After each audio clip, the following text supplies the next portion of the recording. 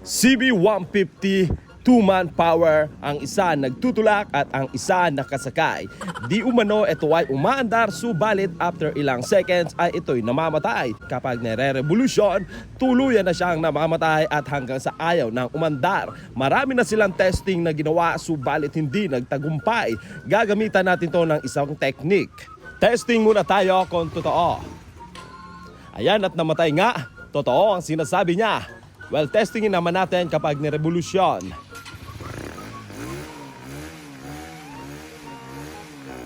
Mapapaatras talaga ng isang dangkal ang bangs mo kahanap sa trouble na ito. At dahil dinala nila ditong hubad na, medyo madali na itong hanapin. Wala na ang airbox, headlight at plastic parts. Ilabas lamang natin ang ating secret weapon na pinatuyong tipaklong na bingot.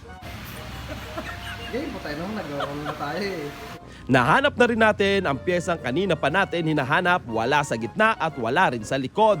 Andito pala siya sa harap. Ang tawag sa piyesang ito ay lean angle sensor. Naikabit nila itong baliktad. Dapat yung arrow na yan sa taas yan nakatapat.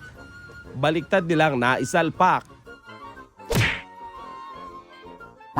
Babaklasin muna natin ang sensor na ito at babaliktarin lamang natin para makorek. Dapat yung arrow nakatutok sa taas parang ganito. Ang sensor kasi na ito ang nag-uutos sa iyong ECU na patayin muna ang makina dahil ang motor mo ay nakahiga na. Ito yung mag-uutos sa iyong motorsiklo na umistop ka muna, mag-power off ka muna dahil ang rider mo nakadikit sa kalsada. Heto't na itutok na nga natin sa taas ang arrow na kanyang sensor. Medyo nakakalimutan lang siguro ng huling gumawa neto ang pwesto. Testing na nga tayo kung aandar ba talaga o tama ba talaga ang ating hinala.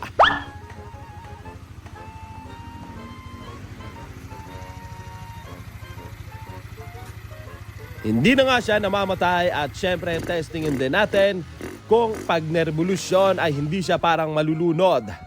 Try natin i-revolusyon hanggang 5,000 RPM kung hindi talaga siya masasakal.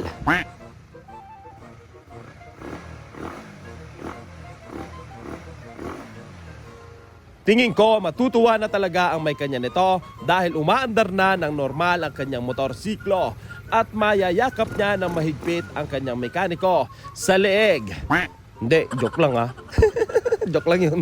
Karamihan sa mga sports bike type na motorsiklo ay may lean angle sensor.